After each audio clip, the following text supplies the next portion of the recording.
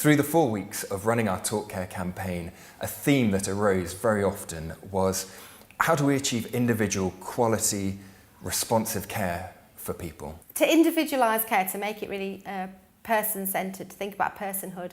If you think about end of life, I think that's always a really good example. So, as our wishes and needs are all different, because we're so unique, what I need to do is get to know you, and I need to get to understand or know someone who knew you really well that can advocate for you, to tell me what it is that really matters. So what really might matter most is to see the sky towards the end, or to have contact with nature, or one lady, absolutely the most important thing for her over and above everything else was that someone filled her bird feeder every day, because to see those birds coming on and off that bird feeder was the most important thing for her in the limited ability that she had. And for other people, it's to have a bucket list and go and do a load of amazing things. And for other people, it's just have family around them and everything in between and all of those things. So I think the first thing to really individualise care is you've got to really know the people that you're caring for. And I think any good care deliverer, whether that's a family, friend, whether that's a formal care agency, a charity, whoever, will really be working like that.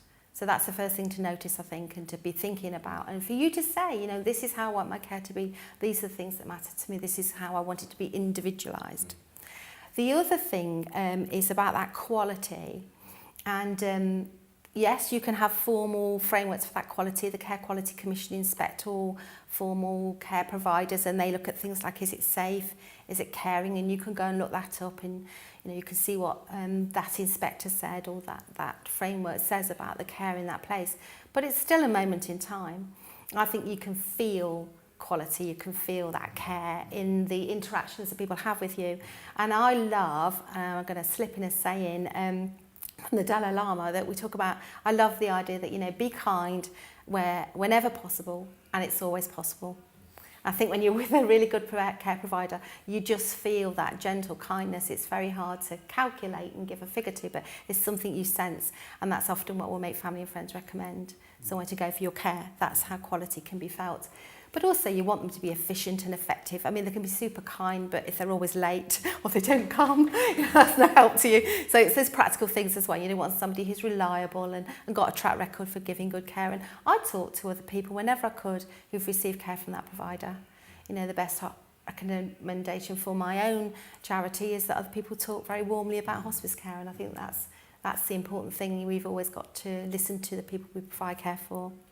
And then the last bit is that kind of responsiveness. And I've talked a little bit about that already, but also that responsiveness comes from everybody joining up as much as they can. There's nothing worse, I think, than someone in a care situation feeling like they're in the middle. One lady once said to me, I feel I'm in the middle of a roulette wheel.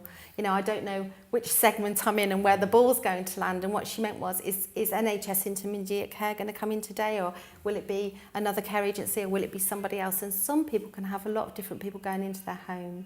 So I encourage people to feel in control of all of that. If you think there's far too many people coming in and out of my front room, just say, whoa, stop. I'd like this not to be happening. This is my place of residence, this is my home. There's a way you can join up your efforts or do things differently for me. So that's just another thing I would suggest about responsiveness.